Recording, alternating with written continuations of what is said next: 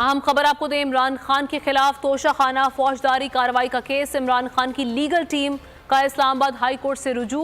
Case दूसरी अदालत मुंतकली के लिए हाई कोर्ट में दरख्वास्त दायर कर दी गई है।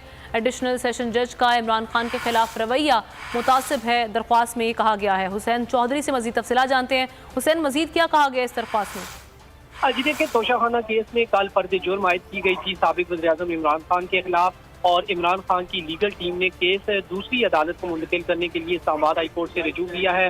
दरखास्त में कहा है कि एडिशनल सेशन जज का इमरान खान के खिलाफ रवैया मुतासिब है और 10 मई की समाअत के दौरान इमरान खान के वकील ने समाअत मुलतवी करने की इस्तदा की। अदालत ने समाअत मुलतवी करने के बजाय फर्द जुर्म आयद करने पर इसरार किया। अदालत ने इमरान खान पर फर्द जुर्म आयद की और 13 मई को ट्रायल के आगाज के लिए गवाहान तलब किए हैं।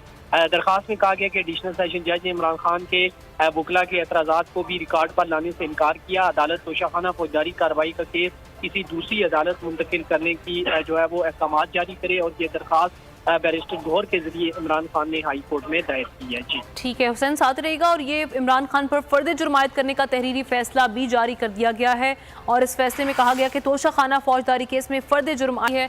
मजीद तफसीलात हुसैन चौधरी से जानते हैं। हुसैन, ये कहिएगा मजीद क्या कहा गया है तहरीरी फैसले में?